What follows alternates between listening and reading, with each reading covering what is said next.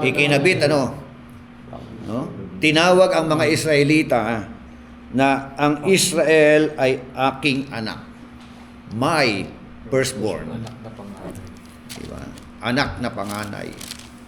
Diba? Sa 31:9, ganun din. Tingnan naman natin. Sa Psalms chapter 89 verse 27. Awit 89:27.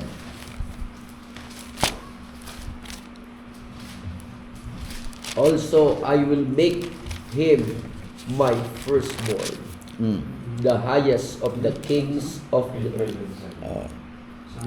Verse 27. I also shall make him my firstborn. Referring to whom? Referring to David. Di ba? Tinawag siyang my firstborn, the highest of the kings of the earth. Nilinaw na kung ano ibig sabihin ng firstborn dito. The highest of the kings of the earth. Tingnan natin.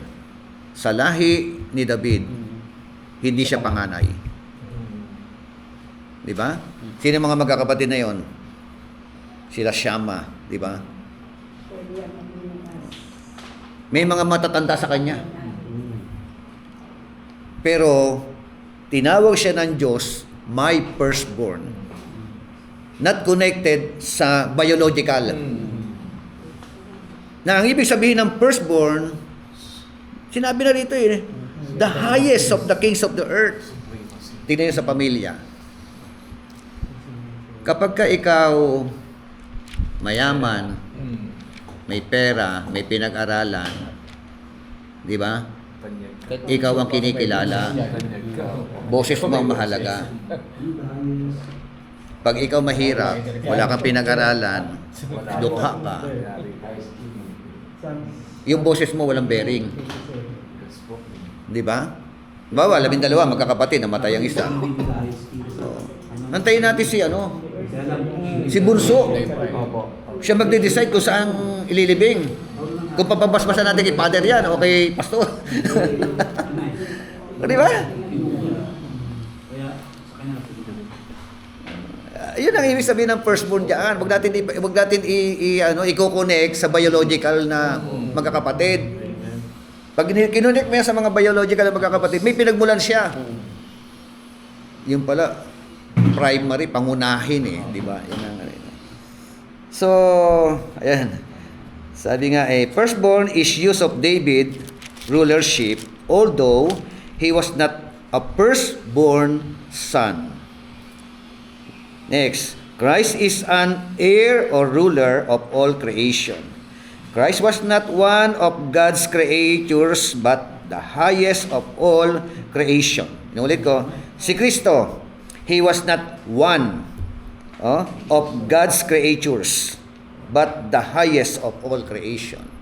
Hindi po siya bahagi sa mga nilikha. Siya ang pangunahin sa lahat ng mga nilikha. Amen? So, that is the meaning of the word firstborn. Para maging klaro lang sa atin.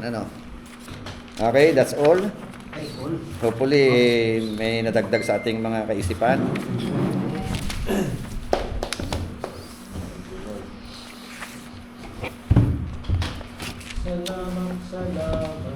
Ay manalangin. Pastor Jan, close us in prayer. Pray po tayo.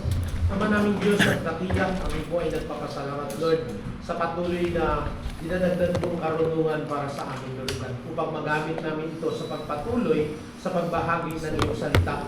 Upang, Lord, may magtanong sa amin ay maisagot namin ng tama, Lord, dahil may natutunan kami. Kaya salamat po, Lord, sa aming bishop na matyaga na nagtuturo sa aming Panginoon.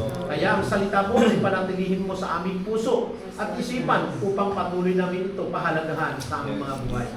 Lord, sa samantala namin paghiwa-hiwalay, pauwi sa mga tahanan namin, ihatid mo kaming ligtas sa pangalan mo, Jesus. Amen. Mahalaga itong Christology na ito. Kailangan makilala natin ang lubusan si Kristo. Nung ako bago pa lamang, medyo nagdududa rin ako kay Christ. Eh, sabi ko. bago pa sa pananampalataya. Maraming tanong. Di ba? Maraming ano kasi Oo, di ba? confusion. Maraming tanong. Tapos may mga complicated pa pag wala talagang nagme-med. Pag wala kang ano, pag wala kang kulang ka ng aral. Kaya Kaya talaga may ganyan yung nararamdaman